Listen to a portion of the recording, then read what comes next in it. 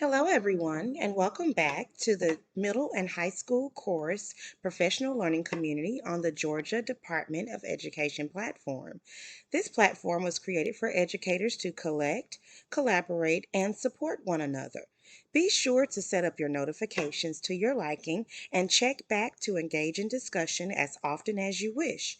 Please share this platform with your colleagues so that we may continue to grow and share beneficial information specific to middle and high school choral education. The more colleagues active yields more opportunities for us to share and grow from one another. I am Brandy Dent, and I'm your virtual PLC lead for middle and high school chorus. Today's webinar is all about the non-performing standards in the choral classroom. So we're unpacking the Georgia Standards of Excellence, and we're looking at some of those standards where it doesn't require your students to actually perform. So if you haven't checked out our previous webinar, we're talking about understanding the actual Georgia Standards of Excellence, and there's also a previous webinar about the Georgia Standards of Excellence in the choral classroom. So do check those out. So in those webinars, I did go over the course numbers and descriptions for 6th, 7th, and 8th grade, as well as for beginning, intermediate, and advanced course in high school.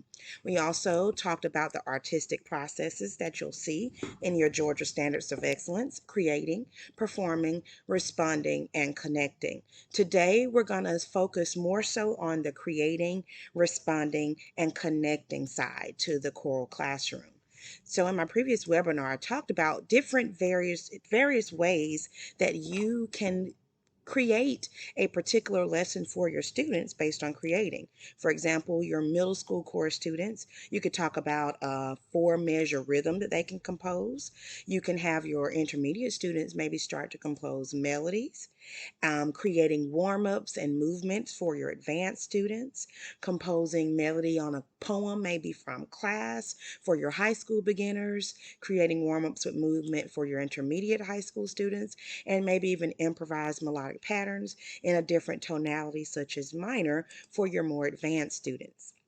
These are a few tips I have when you're giving your students those particular assignments on composing. Always have a purpose. If it's not connected to your Georgia Standards of Excellence or pertaining to something that you're trying to teach, why do it? So don't do it for the sake of doing it. Do it for the sake of your standards.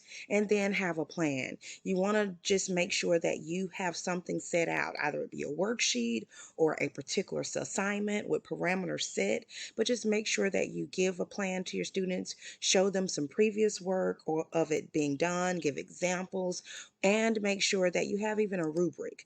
And start simple. Remember, these students are not musicians. They're not in a college course where they're composing and they've done it before. So meet them where they are. If they've never done a rhythm example, help them with the first measure and then see what they can do. Make sure that they're aware of what they're doing and then build on previous knowledge. If you're talking about whole notes, have them write a 4-measure of nothing but whole notes. Then do half notes, add in quarter notes and rest. So start simple, build on previous knowledge, and then you'll be able to have some amazing composers. This is just an example of what a worksheet would look like. If you maybe have those 4 boxes, start with boxes with your 6th graders or your beginning course students, because maybe they're not aware of how the measures are actually done. So you want to do whatever you can to help them. And when you see certain mistakes, common mistakes that students make sure that you coach them through that as well so that they're aware of how to fix it the next time. So these are just some options: creating simple rhythms, creating simple melodies. Have the students just literally turn to their partner, share, and practice each other's rhythms or melodies. It would help with their sight reading. And then combine rhythm and meet and the melodies later, because you don't want to have too much going on at one time. Just build on that. And then, of course, get up and move. Teach students moves during warm-ups. Eventually, let them create movements to maybe the same warm ups, and then pick a component for them to create warm ups. Maybe you're working on diction.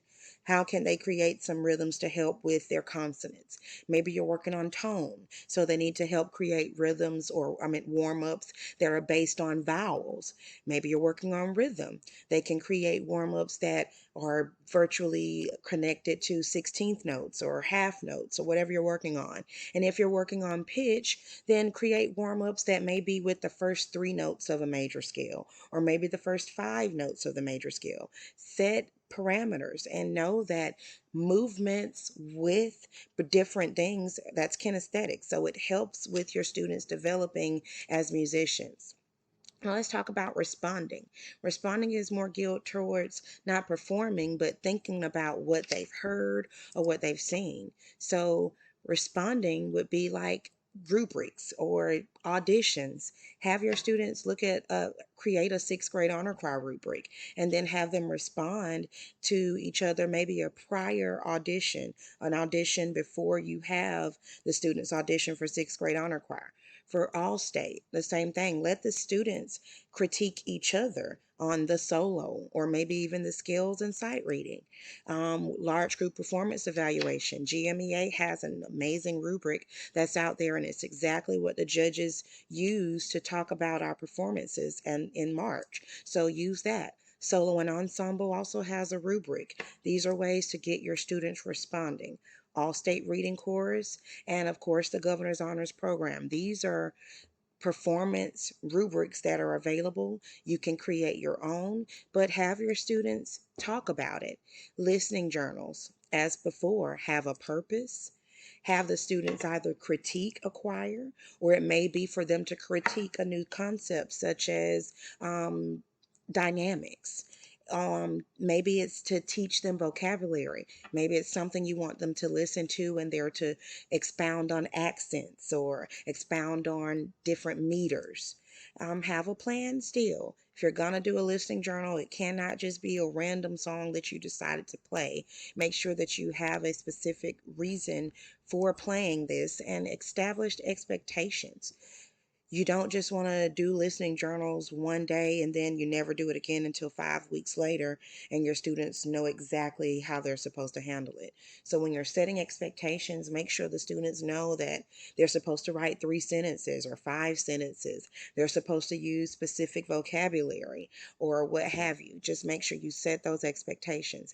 And then when you're using it, don't, again, like I said, don't let it be random, but use it at a specific time. Maybe it's for a bell ringer, where they are settling down and you're doing attendance, or maybe it's your ticket out the door. So after you've gone over everything for your lesson, it might be to wind down as you review things with your students. Just have it a certain time of class where the students are expecting it, and then have them share. If it's at the beginning of class, then have them share. If it's something at the end of class, then grade it and then give it back and have them share at the beginning of the next class. Just let it be something that you're using for a purpose.